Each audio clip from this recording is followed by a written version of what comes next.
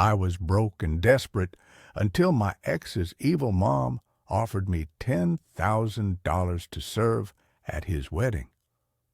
The radiator in the cramped Brooklyn walk-up hissed, a sharp, angry sound that cut through the silence of the drafty studio apartment. Serafina Cross sat at her chipped laminate table, staring at an object that looked like it had fallen from another planet. It was a heavy, cream-colored envelope, thick as cardstock and embossed with real 24-karat gold leaf. It smelled faintly of lavender and old money. It looked like it cost more than her entire month's rent. She ran a trembling finger over the raised calligraphy. The wedding of Nathaniel Archibald and Bianca Sterling. Her heart hammered against her ribs, a painful rhythm she hadn't felt in 5 years. Nathaniel, the man she loved, the man who thought she had taken a payoff to abort their children. But inside, the pristine invitation wasn't a request for her presence as a guest. A smaller note slid out, written on personal stationery with the Vander Woodsen crest. The handwriting was spidery and sharp, Eleanor's handwriting. "We're short on staff for the reception at the St. Regis. $10,000 for the night.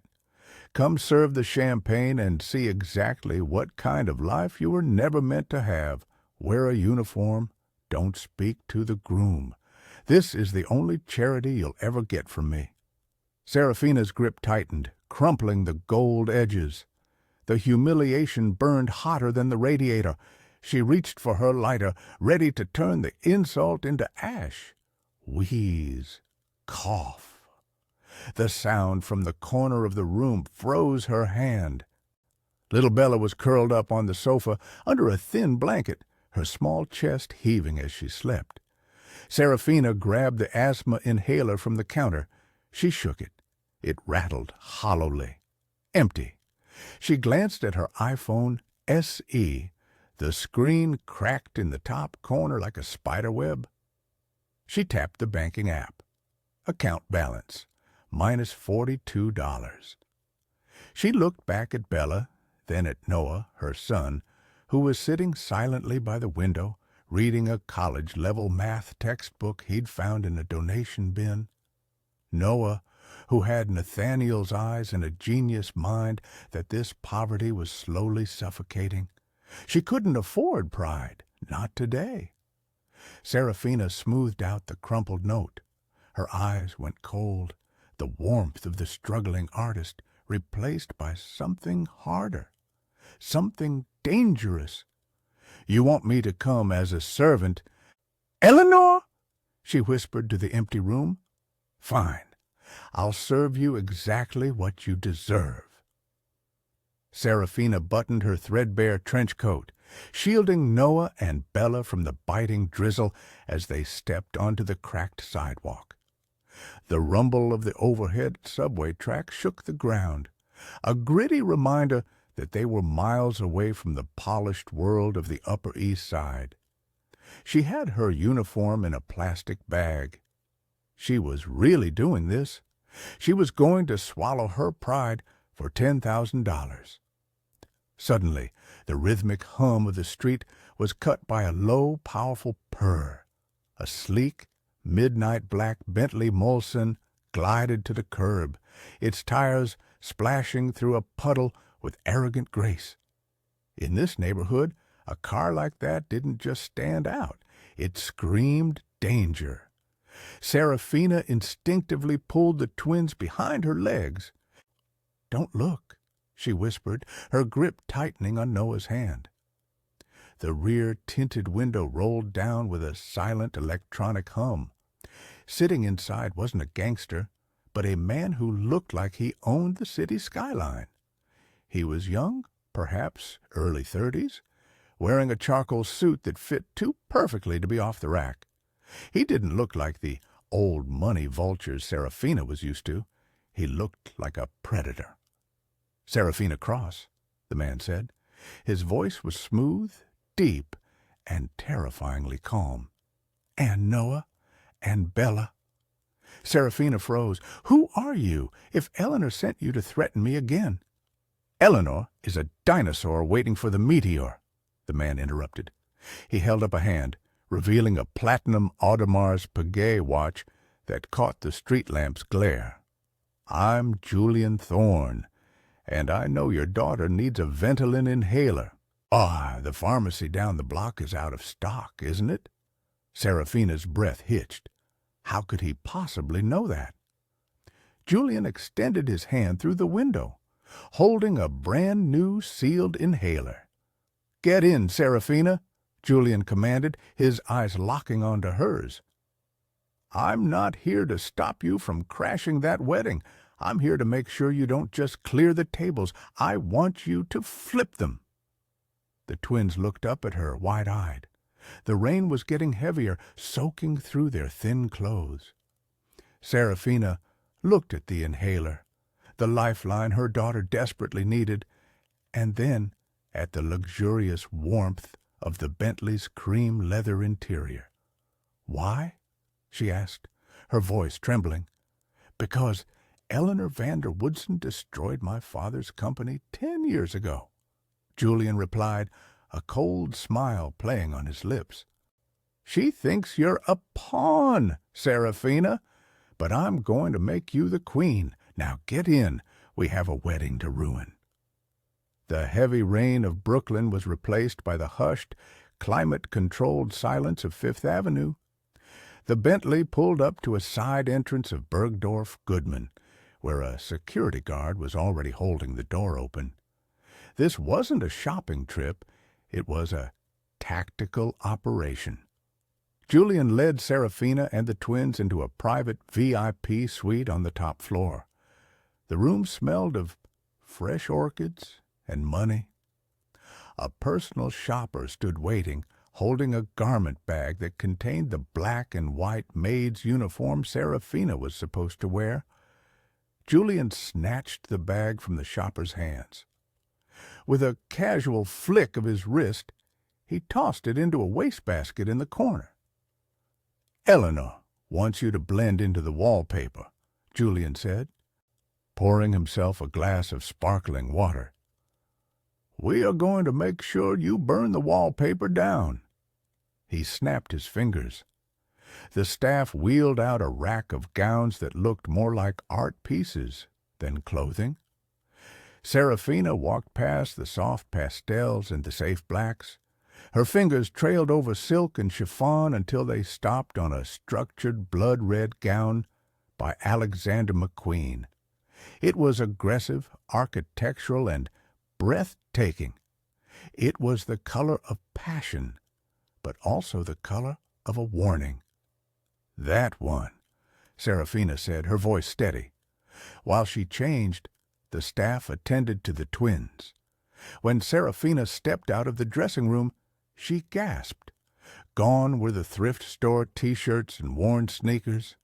Noah stood in a miniature navy blazer and crisp chinos from Burberry Kids, looking like a carbon copy of Nathaniel at age 5.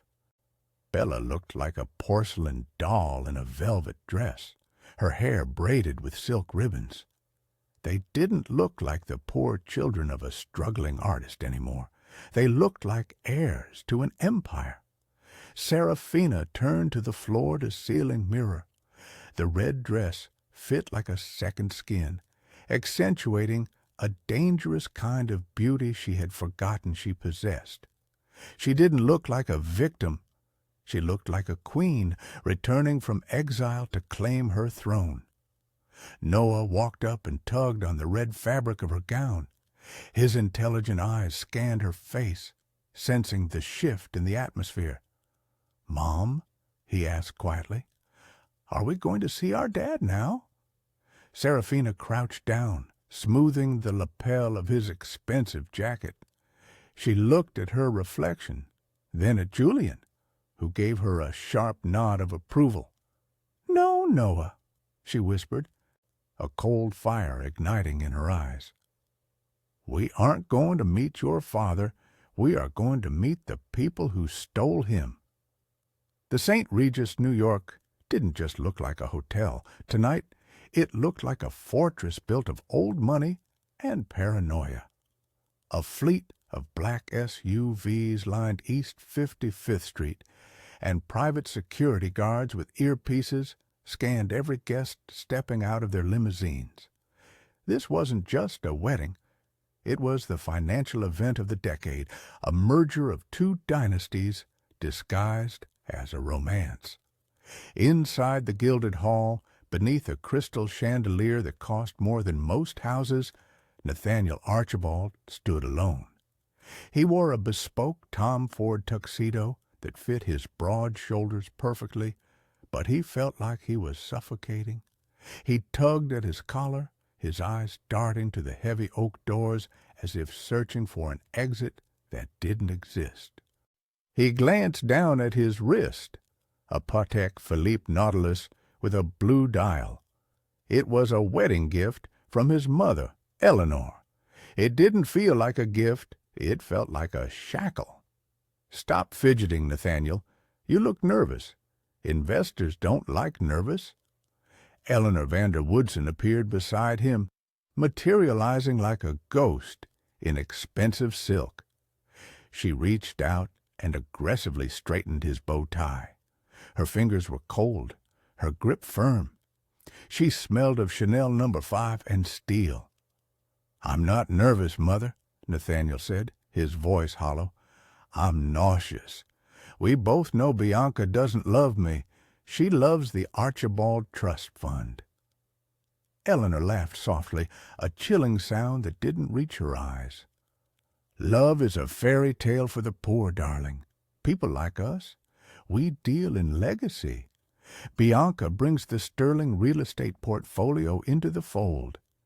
That is worth far more than some fleeting emotion." Nathaniel pulled away from her touch. "Is that all I am to you? A signature on a contract?" Eleanor's expression hardened. She stepped closer, lowering her voice so the nearby guests, sipping Dom Perignon, wouldn't hear. "You are the heir to an empire that is currently bleeding cash. You will walk down that aisle, you will say, 'I do,' and you will secure your sister's medical future. Or have you forgotten that her treatment at the Swiss clinic costs $2 million a month?" The threat hit its mark. Nathaniel's shoulders slumped. He thought of his little sister, frail and dependent on him.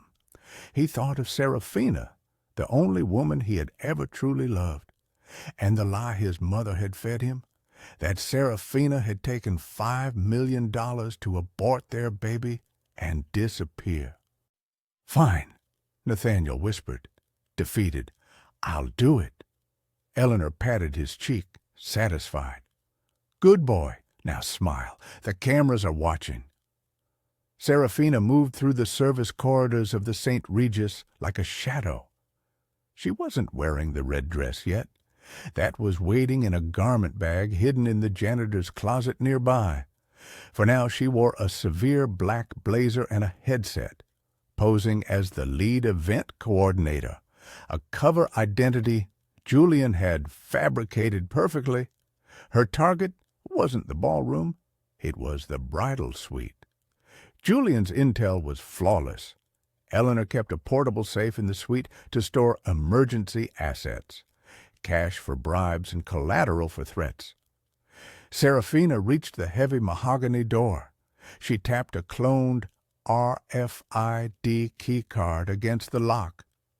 The light turned green. Click. She slipped inside. The room was empty. It littered with discarded makeup wipes and empty champagne flutes. On the vanity sat a Louis Vuitton trunk.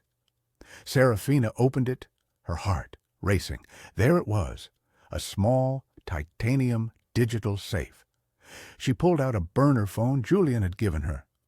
"The code is Nathaniel's birthday. Eleanor is sentimental about her possessions, just not her people," the text read. She punched in the numbers 0912. The safe beeped and popped open. Inside lay a stack of medical records and a black ledger.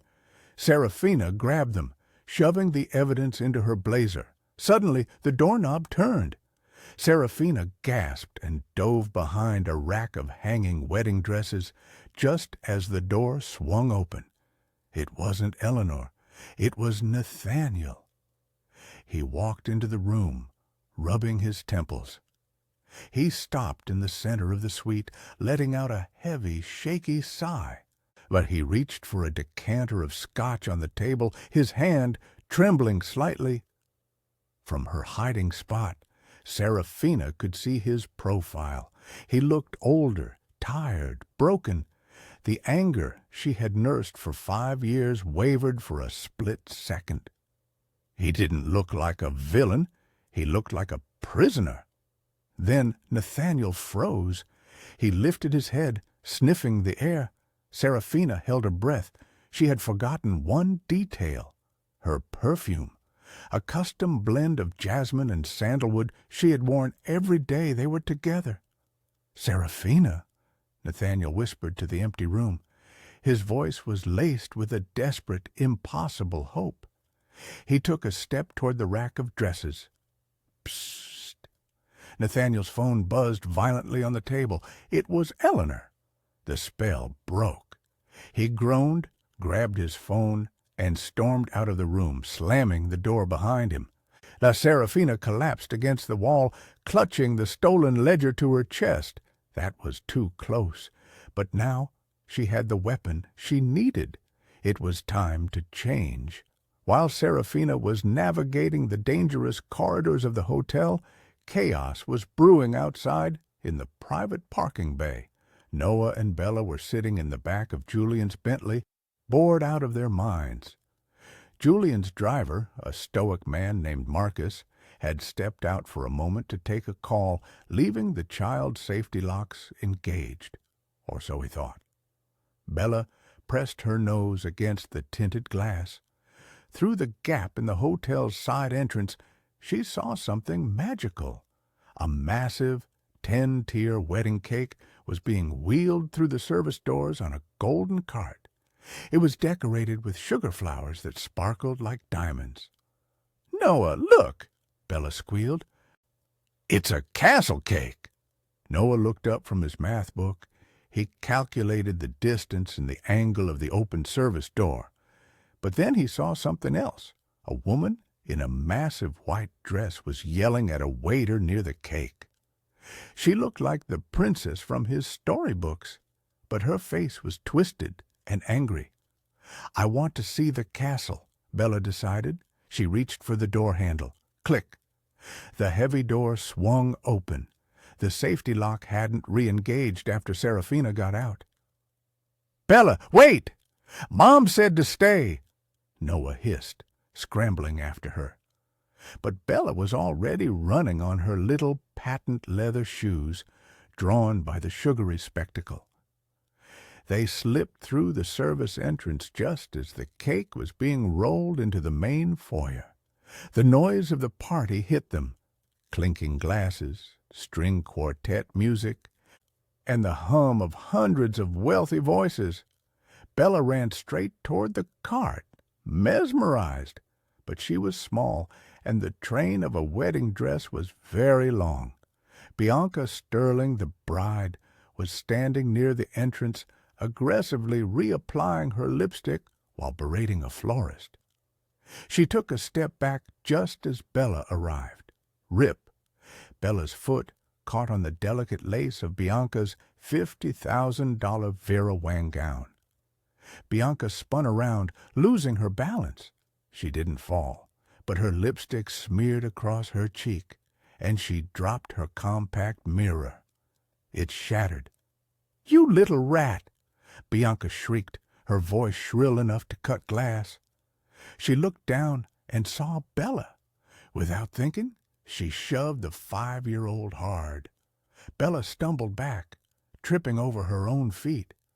She hit the marble floor with a sickening thud. "Bella!" Noah screamed, sprinting from the shadows.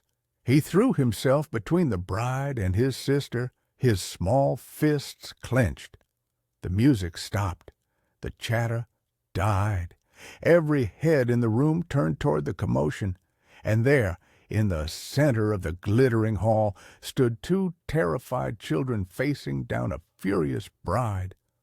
The sound of Bella hitting the floor echoed through the cavernous hall like a gunshot. A trickle of blood appeared under the little girl's nose. She began to cry, a high, terrified wail that pierced the sophisticated silence of the gala. Bianca Sterling didn't offer a hand. She didn't apologize. She looked down at the child with pure disgust, wiping her hands on her dress as if she had touched something filthy. "Where is security?"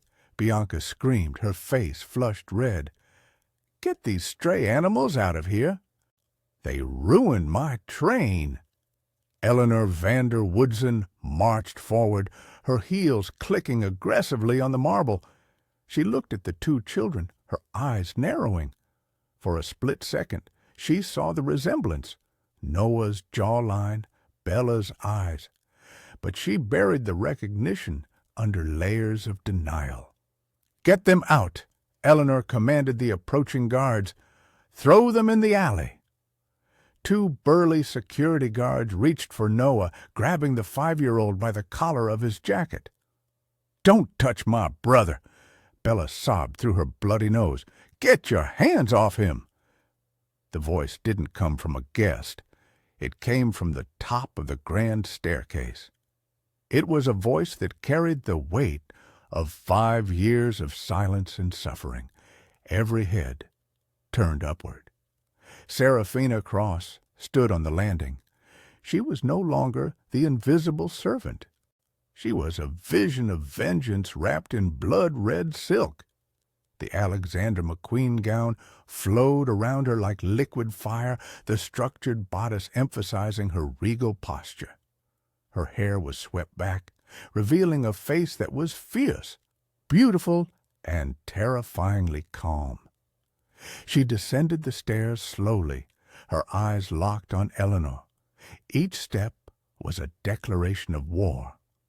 "You touch a single hair on their heads," Seraphina said, her voice dropping to a dangerous whisper that somehow reached every corner of the room.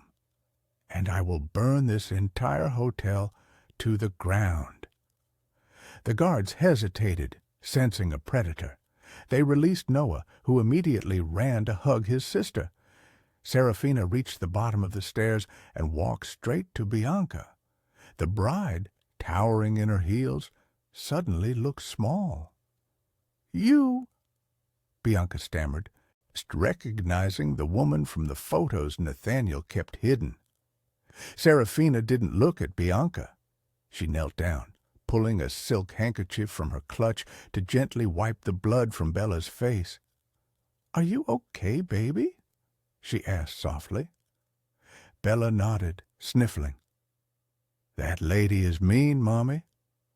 Seraphina stood up, turning slowly to face Eleanor. The room was so quiet you could hear the ice melting in the champagne buckets. "Hello, Eleanor." Seraphina smiled, but her eyes were arctic. "You invited me to serve? Fine. I'm here to serve justice." Eleanor Vander Woodson recovered quickly. She was a shark who had survived Wall Street crashes and federal investigations. A woman in a red dress wasn't going to intimidate her. She signaled to the tech crew in the back. Suddenly, at the giant LED screens behind the altar, meant to display a slideshow of the couple's love story, flickered and changed. A grainy video appeared. It showed a younger Seraphina looking exhausted and disheveled, handing a large envelope to a man in a dark alley. The timestamp was 5 years ago. "Ladies and gentlemen," Eleanor's voice boomed through the microphone she had snatched from the MC. "I apologize for this interruption. It seems we have a crasher. This is Seraphina Cross. 5 years ago, she took $5 million of my family's money to disappear. She claimed to be pregnant, but we all know what she really did with that problem." The crowd gasped. Whispers erupted like wildfire. "She sold her baby." What a monster! Look at that dress. Bought with blackmail money, no doubt. Nathaniel, who had been frozen near the altar, looked at the screen. His face went pale. The video confirmed his worst nightmare. Serafina had chosen cash over him. The pain in his eyes was unbearable. And now, Eleanor continued, pointing a manicured finger at Serafina, she returns when the money has run dry, dragging 2 random children into her con. Security!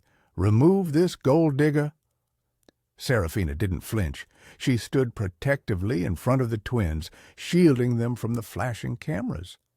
She looked at Nathaniel, waiting for him to step in, waiting for him to see the truth in his children's faces.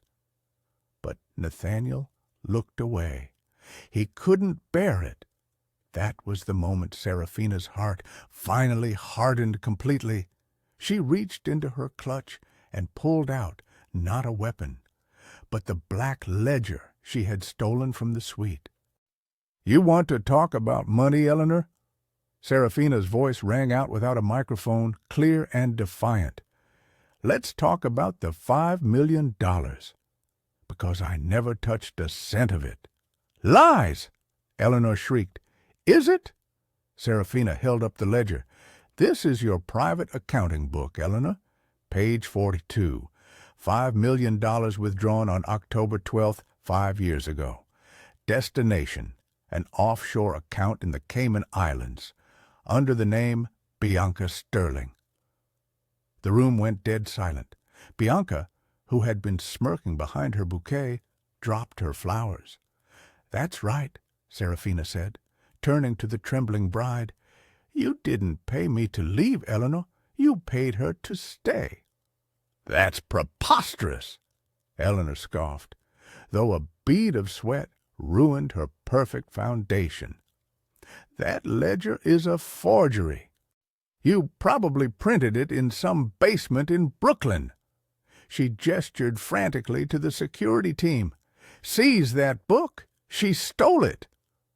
3 guards moved in, encircling Serafina. The crowd watched with bated breath, the tension thick enough to choke on. Nathaniel took a step forward, confusion warring with duty, but Bianca grabbed his arm, her nails digging into his suit. "Don't you dare!" she hissed. Suddenly, a small voice cut through the chaos. "It's not just the book." Noah stepped out from behind his mother's dress. He didn't look scared anymore. He looked focused. He looked exactly like Nathaniel used to look before the world broke him, intense and brilliant. The boy walked up to the nearest microphone stand, which was lowered for the flower girl. He tapped it. Thump, thump. "Who is this child?"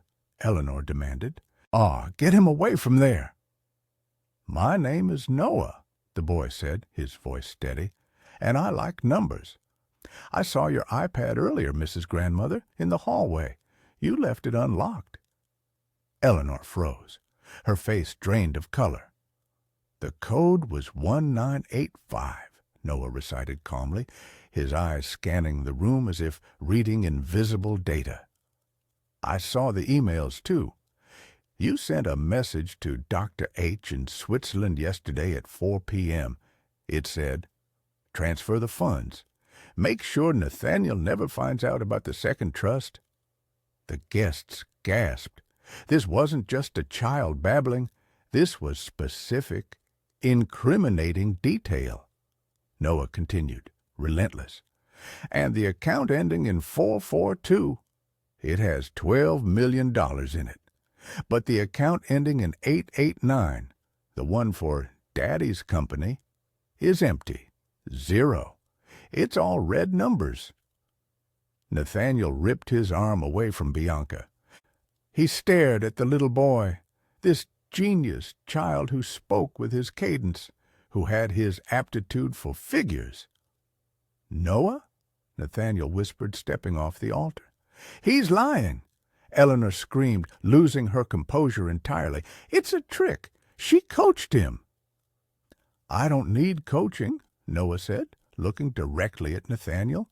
Mom says I have a photographic memory, just like my dad used to have before he got sad. That sentence hit Nathaniel harder than a physical blow. He remembered. He remembered telling Serafina years ago about his own childhood gift, how he could memorize balance sheets at age 6. He looked from Noah to Serafina. The pieces slammed into place, the eyes, the intelligence, the timing. They were his. The silence in the ballroom was absolute. Even the waiters stopped pouring champagne. All eyes were on Nathaniel as he walked slowly toward the small boy standing at the microphone. He knelt down on one knee, ignoring the grass stains on Noah's knees and the cheap sneakers. He looked into Noah's eyes, his own eyes staring back at him from 30 years ago. "You like numbers?" Nathaniel asked, his voice trembling. Noah nodded solemnly. "Yes, but I like Mom more. She worked 3 jobs so I could have books." A tear slipped down Nathaniel's cheek. He reached out a hand, hovering it near Noah's shoulder, terrified that if he touched him, the boy would disappear like a dream. "Nathaniel!" Eleanor's voice cracked like a whip from the stage. "Step away from that child. Can't you see this is a setup? A DNA test will prove—" "I don't need a DNA test, Mother," Nathaniel said, standing up. His voice was low, dangerous.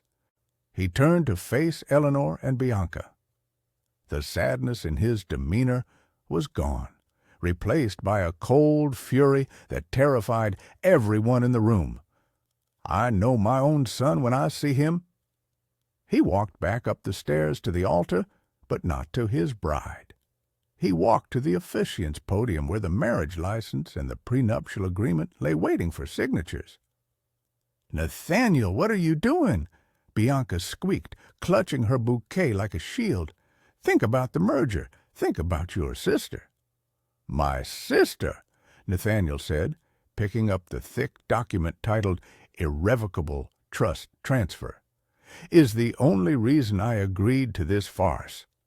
But if Noah is right, and he is, then there is no money in the company accounts anyway. You drained them, didn't you, Mother?" Eleanor went pale. "I was protecting the assets, investing them." "You were gambling with my inheritance," Nathaniel corrected, "and you used Bianca to keep me on a leash." He looked at Bianca. "And you knew I had children? You knew Serafina didn't take the money?" Bianca looked down, unable to meet his gaze. Her silence was a confession. "Beep." The sound was deafening in the quiet hall. Nathaniel tore the contract in half. Then, in quarters, he threw the confetti of legal paper into the air. It rained down on Bianca like snow. "The wedding is off," Nathaniel announced, his voice booming without a microphone. "Get out of my hotel, both of you." "Your hotel?" Eleanor laughed hysterically. "You fool! I control the board. I control the trust. Without me, you are nothing but a bankrupt prince." "Actually," a smooth voice interjected from the back of the room, "that's not entirely accurate." Julian Thorne stepped forward from the shadows, clapping slowly. Julian Thorne walked down the center aisle with the casual confidence of a man who owned the very ground beneath his feet. He stopped next to Serafina, giving her a subtle nod of respect before turning his attention to the stage. "Who invited this tech startup peasant?" Eleanor sneered, trying to regain control of the narrative. "Security. Why is the room still full of trash?" "I invited myself," Julian said, checking his watch. "And technically, Eleanor, you are standing on my property." "Excuse me?" Eleanor blinked. "The St. Regis, New York," Julian explained, his tone conversational. The ownership group was struggling. I bought a controlling 51% stake this morning at 9 a.m. The ink is dry. Which means he gestured to the security guards who were still hovering uncertainly. These gentlemen work for me now, not you. The guards immediately stepped back, crossing their arms and turning to face Eleanor. The balance of power shifted in an instant. Eleanor's face turned a shade of purple that clashed horribly with the floral arrangements. "You can't do this. This is a private event." "It was," Julian agreed, "until you committed a federal crime on the premises." He pulled out his phone and pressed a button. The large screens behind the altar changed again. This time, it wasn't a video. It was a live stream from the hotel lobby. Uniformed NYPD officers were walking through the revolving doors. But they weren't alone. Behind them walked agents in windbreakers with 3 letters printed on the back: FBI. "You see," Julian continued, "while Serafina was busy being a wonderful mother, my team was busy auditing the investments you mentioned. Turns out, laundering money through a shell company in the Caymans, the one registered to your future daughter-in-law, is frowned upon by the IRS. Eleanor stumbled back, clutching the podium for support. "No, that's impossible. My lawyers—" "Your lawyers are currently negotiating their own immunity deals," Julian said coldly. Panic set in. Eleanor looked at Bianca. "Do something! Call your father!" Bianca was already backing away, shaking her head. "I didn't know. She made me sign the papers. I just wanted to be famous." "You're about to be very famous, Bianca," Serafina spoke up, stepping forward. "Just not in the way you hoped." The doors to the ballroom burst open. The police didn't head for Serafina. They marched straight down the aisle past the stunned guests toward the altar. "Eleanor Vander Woodson," an officer announced, holding up a warrant. "You are under arrest for securities fraud, embezzlement, and conspiracy." The Iron Lady of Wall Street looked around for an ally. She looked at Nathaniel. "Son," she pleaded, her voice cracking, tell them who we are." Nathaniel looked at his mother, then down at Noah and Bella, clinging to Serafina. "I know who we are, Mother," Nathaniel said quietly. "We're finished." As 2 officers handcuffed Eleanor, the ballroom erupted into chaos. The sound of camera shutters was deafening. This wasn't just a scandal. It was the end of an era for New York high society. Bianca Sterling saw her window of opportunity closing. While everyone was distracted by Eleanor's arrest, she kicked off her heels and hitched up her voluminous gown. She bolted toward the side exit, desperate to escape before the FBI turned their attention to her. She burst through the emergency doors into the service hallway and ran straight into a wall of a man. It wasn't a guard. It was Julian's personal attorney holding a tablet. "Going somewhere, Miss Sterling?" the lawyer asked, unamused. "We have some questions about the offshore account ending in 442. Back in the ballroom, Nathaniel stood amidst the ruins of his wedding. He felt lighter than he had in years, but also deeply ashamed. He turned to Serafina. She was kneeling down, buttoning Noah's jacket, shielding the children from the flashing lights. "Serafina," Nathaniel said, his voice raw, I don't know what to say." Serafina stood up. She didn't look at him with hatred anymore, but there was no warmth either, just a tired resignation. "You don't need to say anything, Nate," she replied. "You need to fix this." She handed him the black ledger she had been holding, the one she risked everything to steal. "What is this?" Nathaniel asked, taking the heavy book. "It's not just proof of their crimes," Serafina said. "It's the cure." Nathaniel opened the book. His eyes widened as he scanned the pages. Hidden between the records of illegal transfers were medical notes. Detailed, complex notes about a proprietary experimental treatment for a rare genetic condition. "This," Nathaniel stammered, "this is for my sister. The treatment protocol." "Eleanor wasn't paying for your sister's treatment in Switzerland," Serafina revealed. "She bought the patent for the drug 5 years ago and buried it so she could keep charging the trust fund for research costs. She was keeping your sister sick to keep you controlled." The revelation hit Nathaniel like a physical punch to the gut. He staggered back, clutching the ledger. The cruelty was unimaginable. His mother hadn't just stolen his love, she had tortured his sister for profit. "She owns the cure?" Nathaniel whispered, horror dawning on his face. "Not any more," Julian interjected, stepping up beside them. "Since the patent was purchased with embezzled funds, it's now considered proceeds of crime. My legal team can petition the court to release it to the public domain immediately. Your sister can get the treatment by Monday, for free." Nathaniel looked at Julian, then at Serafina. Tears streamed down his face. He dropped to his knees right there on the marble floor, sobbing into his hands, not out of sadness, but out of sheer, overwhelming relief. The ballroom was slowly clearing out. The police had escorted Eleanor and a hysterical Bianca away. The guests, realizing the party was over and fearful of being subpoenaed, had fled to their limousines.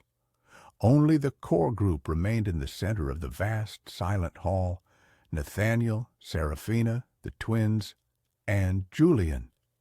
Nathaniel wiped his eyes and looked up at his children. Noah was watching him with intense curiosity, while Bella hid behind Serafina's legs, peeking out shyly.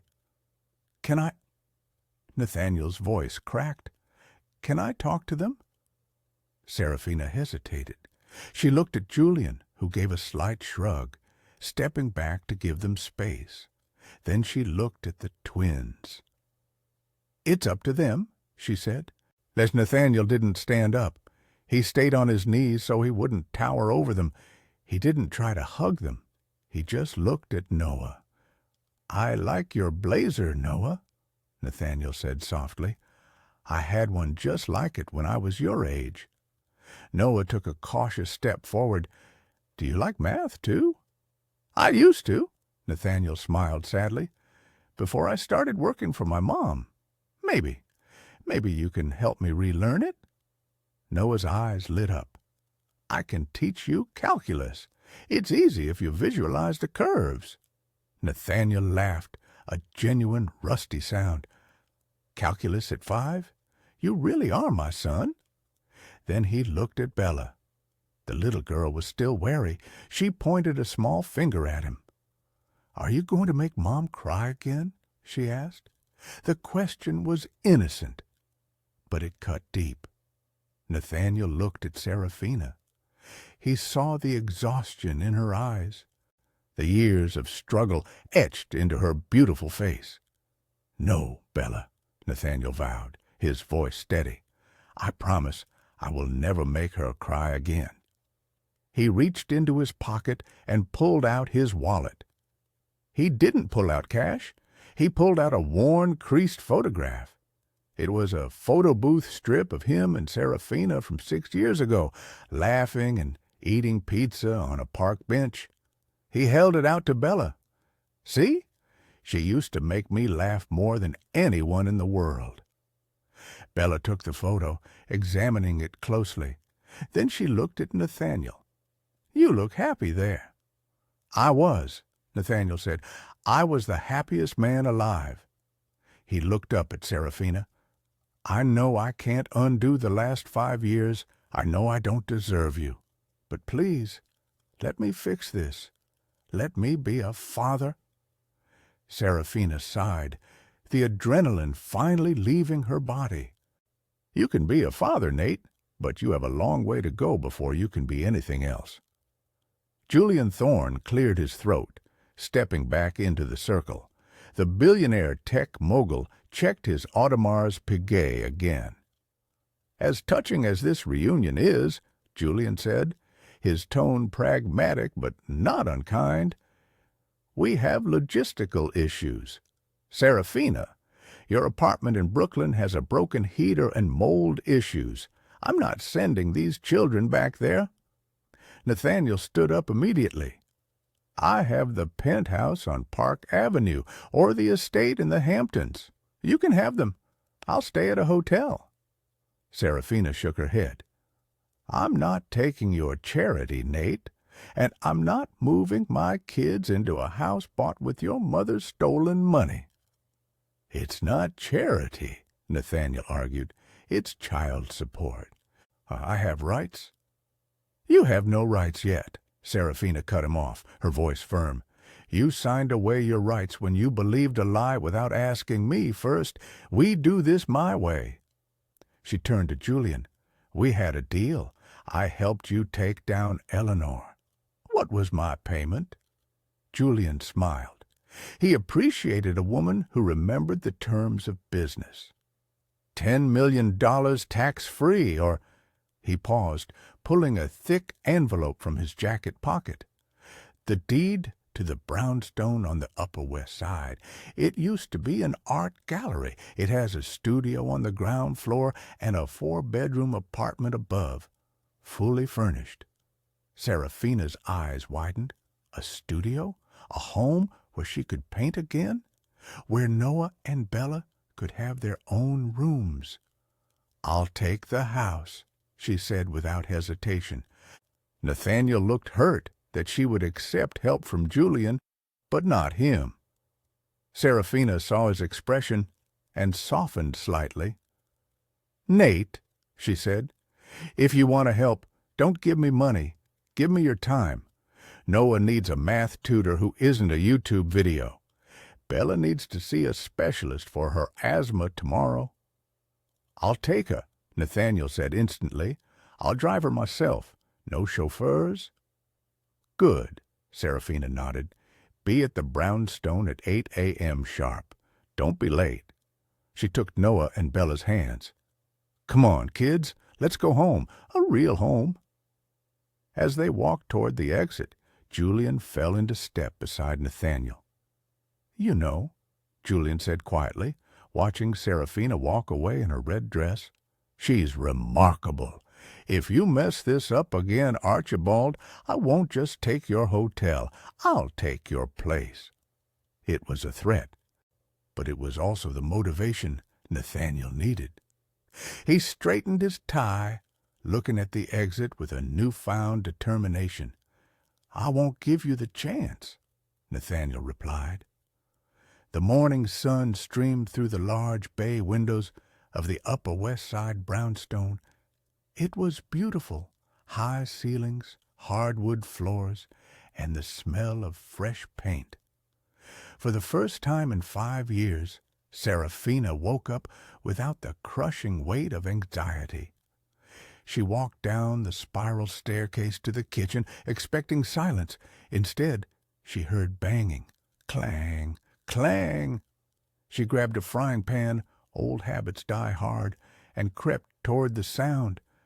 There, in her new kitchen, was Nathaniel Archibald. He wasn't wearing a tuxedo. He was wearing jeans, actual denim jeans, and a gray T-shirt that was slightly stained with grease. He was under the sink, wrestling with a pipe wrench. "Nate?" Serafina lowered the pan. "What are you doing?" Nathaniel bumped his head on the pipe, wincing as he slid out. "Ow, hi, good morning." He wiped his hands on a rag. "I arrived early, 7:30. The front door lock was sticky, so I fixed it. Then I noticed the kitchen faucet had a drip. I fixed that too." Serafina stared at him. This was the man who used to have staff to tie his shoelaces. "You know how to fix plumbing?" "YouTube," Nathaniel admitted, with a sheepish grin. "And I wanted to be useful. I didn't want to just be the guy who writes checks." Suddenly, thundering footsteps echoed from upstairs. "Daddy!" Bella came flying down the stairs in her pajamas, launching herself at Nathaniel. He caught her effortlessly, spinning her around. The joy on his face was blinding. "Morning, Princess. Are you ready for the doctor? I have the car seat installed. I read the manual 3 times to make sure it was right." Noah walked down more slowly, holding a Rubik's Cube. He looked at Nathaniel critically. "Did you solve the Riemann hypothesis yet?" "Working on it, buddy," Nathaniel laughed, putting Bella down. "But I did bring bagels from that place in Brooklyn you like. I drove there first." Serafina looked at the bag of bagels on the counter. He had driven all the way to their old neighborhood just to get the kids their favorite breakfast. She felt a crack in the wall she had built around her heart. Just a small one. "You're trying," she noted softly. "I'm auditioning," Nathaniel corrected, his eyes serious. "For the role of a lifetime." The doorbell rang. Serafina opened it to find a courier holding a massive bouquet of white peonies, her favorite flower. But there was no card from Nathaniel. The card read, "Congratulations on the new gallery. I have a few pieces I'd like you to restore. Dinner tonight to discuss business? J. Thorne." Serafina looked up. Nathaniel was watching her, his jaw tight. He recognized the sender immediately. The competition had officially begun. Serafina placed Julian's flowers on the mantelpiece, aware of Nathaniel's burning gaze. "He's just a client, Nate," she said, though a small smile played on her lips. It felt good to be pursued, to be valued, after years of being treated like a liability. "Julian Thorne doesn't have clients," Nathaniel muttered, picking up his wrench again. "He has acquisitions. Be careful." Or Serafina. "I can handle myself," she replied, grabbing an apple. "Besides, he helped me when you were busy marrying a fraud." The comment was sharp, but fair. Nathaniel flinched. "I deserve that. Go to dinner. I'll watch the kids. We can build that Lego Death Star Noah wants." That evening, Serafina arrived at Le Bernardin, one of the most exclusive seafood restaurants in Manhattan. She wore a sleek emerald green jumpsuit that screamed modern elegance. Julian was waiting at the best table. He stood up as she approached, kissing her hand. "You look like a masterpiece," Julian said smoothly. "I might have to bid on you." "I'm not for sale, Julian," Serafina quipped, sitting down. "Now, about these restorations." Dinner was charming. Julian was witty, intelligent, and dangerously attractive. But he offered her a contract to restore his entire private collection, a job that would secure her financial independence for life. But halfway through the main course, the waiter approached with a bottle of Chateau Margaux, 1996. "Compliments of the gentleman at the bar," the waiter said. Serafina turned. Sitting at the bar, nursing a sparkling water, was Nathaniel. He wasn't looking at them. He was reading a parenting book titled How to Talk So Kids Will Listen. Julian chuckled dryly. "He's persistent. I'll give him that." "What is he doing here?" Serafina sighed, marching over to the bar. "Nate?" Nathaniel looked up, feigning surprise. "Oh, hey, fancy seeing you here." "You're stalking me," she accused. "Who is watching the kids?" "My sister," Nathaniel beamed. "She started the treatment today. She's feeling better already. She wanted to meet her niece and nephew. They're watching Frozen." He closed his book. I just wanted to make sure Thorne didn't try to pressure you into anything, and I wanted to give you this." He slid a small velvet box across the bar. It wasn't a ring. Serafina opened it. It was a key, an old rusted iron key. "The key to my old studio in Soho," Nathaniel said softly. "I kept it. I paid the rent on it for 5 years. Even when I thought you were gone, all your paintings, they're still there, waiting for you." Serafina stared at the key. He hadn't just kept a space for her. He had kept her dreams alive. She looked back at Julian offering her a future of wealth and power, then at Nathaniel offering her back the past she thought she had lost. 3 months later, the trial of the century began at the New York Supreme Court. The media frenzy was unprecedented. Serafina sat in the front row, wearing a crisp white suit that symbolized her innocence and strength.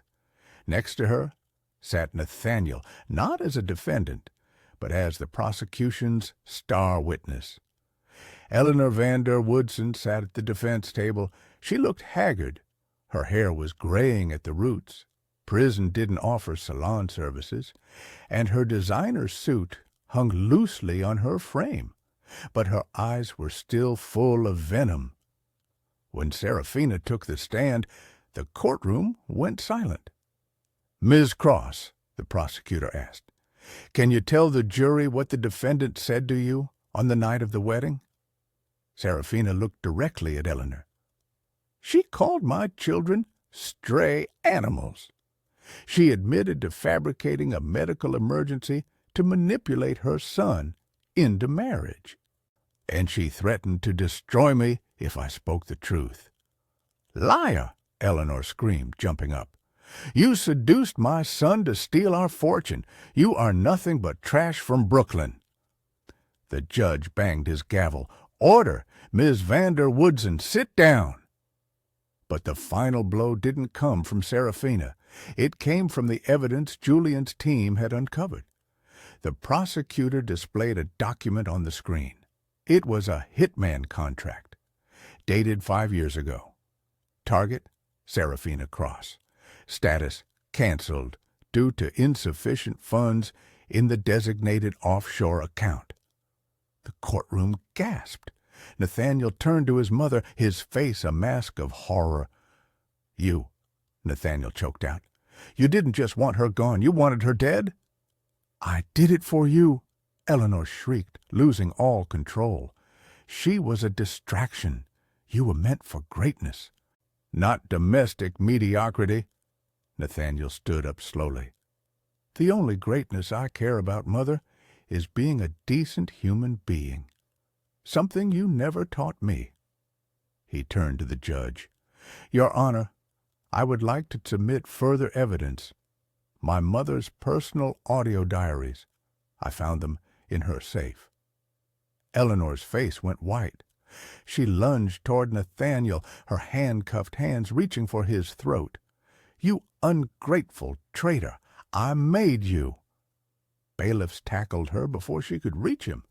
As she was dragged out of the courtroom, kicking and screaming, Eleanor looked less like a titan of industry and more like a frightened, broken old woman.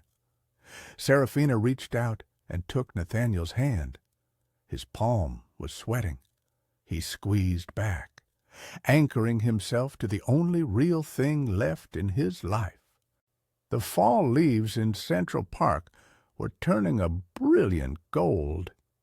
It had been 6 months since the trial. Eleanor was serving a 20-year sentence. Bianca was working as a hostess in a dive bar in New Jersey, hiding from her creditors. Serafina stood in the center of her new art gallery in Soho. The opening night was a massive success. The walls were lined with her own paintings, vibrant, emotional pieces that told the story of resilience. Julian Thorne walked in, holding a glass of champagne. He looked dashing as always. "Sold out," Julian said, gesturing to the red dots next to every painting. You're the talk of the town, Serafina, and not because of the scandal, because of your talent." He placed a hand on her shoulder. "Come to Paris with me next week. I'm opening a new tech hub there. We can rule the city together, you, me, the kids. Oh, no baggage, just the future." It was a tempting offer. Julian was safe. He was powerful. He had never hurt her. Before she could answer, the gallery door chimed. Nathaniel walked in. He wasn't wearing a suit. He was wearing a flannel shirt and covered in sawdust. He had started his own sustainable furniture company, building everything with his own hands. He looked tired, but happy. He was holding two things, a toy rocket ship for Noah and a sketchbook for Bella. "Hey," Nathaniel said, hesitating when he saw Julian. "Am I interrupting?" "Just a business proposal," Julian said smoothly, eyeing Nathaniel. Nathaniel looked at Serafina. "I don't have a proposal. Noah has a math competition tomorrow, and Bella wants you to teach her how to mix purple paint. And I made us dinner. It's burnt lasagna. But I made it." Serafina looked at Julian, the man who could give her the world. Then she looked at Nathaniel, the man who was building a world with her, one burnt lasagna at a time. She turned to Julian and kissed him gently on the cheek. "Thank you, Julian," she whispered, "for saving me when I was drowning. You will always be my hero, but—" She looked at Nathaniel, who was nervously gripping the toy rocket. "I don't need a hero anymore," Serafina smiled. "I need a partner, and my kids need their dad." Julian sighed, a gracious defeat in his eyes. He raised his glass to Nathaniel. "You're a lucky man, Archibald. Don't screw it up." "I won't," Nathaniel promised.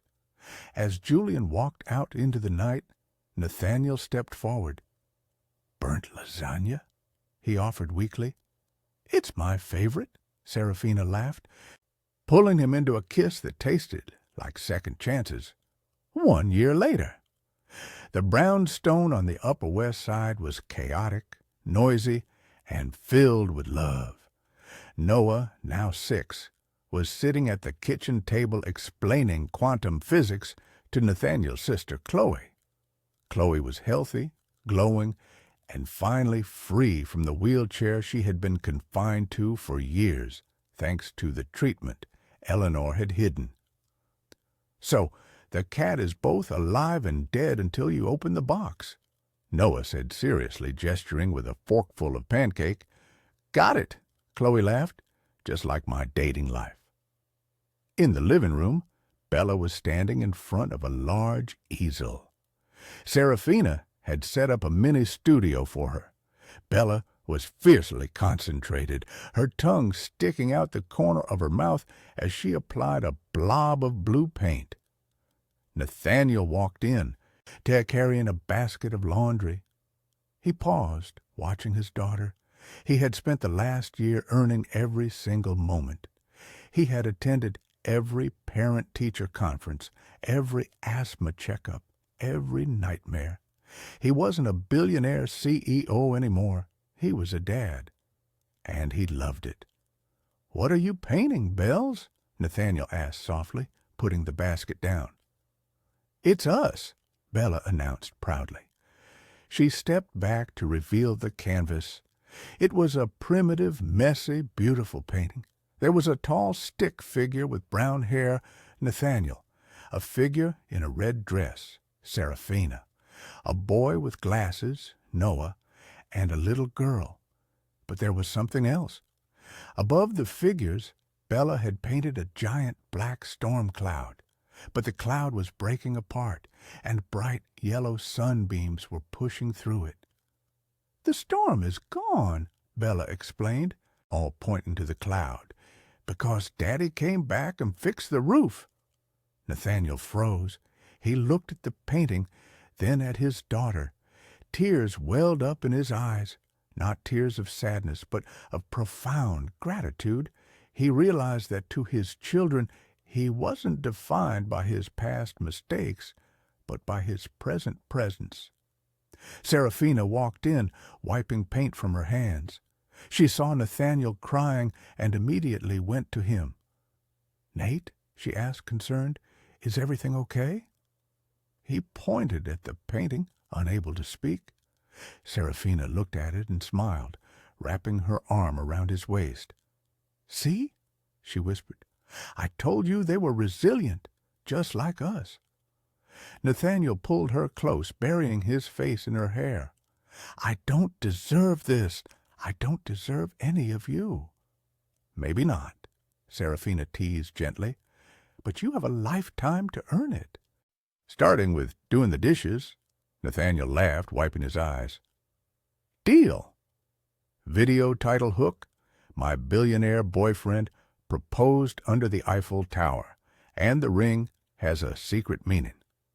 The evening air in Paris was crisp, smelling of roasted chestnuts and rain. They stood on the private terrace of the Peninsula Hotel, the Eiffel Tower glittering like a golden beacon against the indigo sky. It had been a week since they arrived via a Gulfstream G650, not a corporate jet, but a charter Nathaniel had paid for with the profits from his first major furniture line. He wanted to show Serafina and the twins the world he had once been too afraid to explore.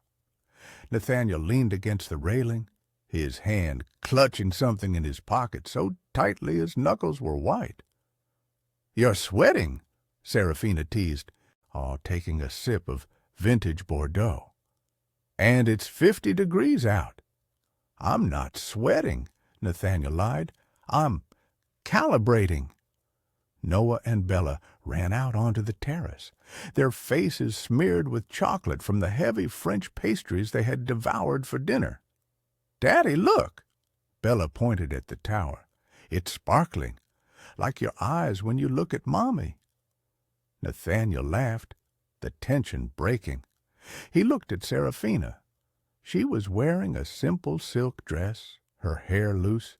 She looked happier than he had ever seen her. "Serafina," Nathaniel started, his voice dropping to a hush. "5 years ago, I let the most valuable thing in my life walk away because I was a coward.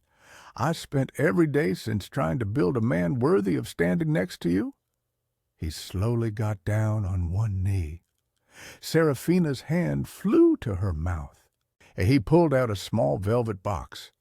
Inside sat a ring, not a generic diamond, but a rare, radiant-cut yellow diamond surrounded by 2 smaller sapphires. "Yellow for the sun in Bella's painting," Nathaniel explained, his eyes watering, "and blue for the ink in Noah's books. Will you marry me? For real this time? No contracts, no mergers, no mothers, just us." "Yes," Serafina whispered, pulling him up to kiss him. 1,000 times, yes." As they embraced, a gust of wind blew a discarded newspaper across the terrace floor. The headline on the International Herald Tribune read, "Appeal denied, disgraced financier Eleanor van der Woodsen to serve full 20-year sentence in maximum security." Nathaniel glanced at it, then kicked it aside without a second thought. That life was over. Noah clicked the shutter on his vintage Leica camera, capturing the moment. "Got it!" Noah cheered. Nathaniel pulled his children into the hug, wrapping his arms around his entire world. He realized then that Eleanor was wrong. A legacy isn't built on bank accounts, bloodlines, or buildings with your name on them. A legacy is the people who smile when you walk into the room. "Who wants crepes?" Nathaniel asked, lifting Bella onto his shoulders. "Me!" the twins screamed, and under the lights of Paris, the family walked inside, leaving the cold darkness behind them forever. So, the story has finally come to a close. To our amazing friends, are you still here with us? If you've stayed until this very last moment, then something in Seraphina and Nathaniel's journey must have truly touched your heart. We watched a billion-dollar empire crumble not because of a lack of funds, but a lack of character. Eleanor believed that power meant control, but Nathaniel discovered that true power is the courage to change. He showed us that it's never too late to fix what's broken, whether it's a leaky pipe or a human heart. This story reminds us of a profound truth from Stoicism. As the philosopher Marcus Aurelius wrote, "The best revenge is to be unlike him who performed the injury." Seraphina didn't win by becoming cruel like Eleanor. She won by remaining steadfast, protecting her children, and choosing peace over bitterness. She proved that dignity is the only luxury that money cannot buy. If this story of justice, redemption, and the true meaning of wealth resonated with you, please hit that like button and share it with someone who needs to believe in second chances today. Don't forget to subscribe for more stories that speak to the soul. Until next time, remember, the greatest legacy you can leave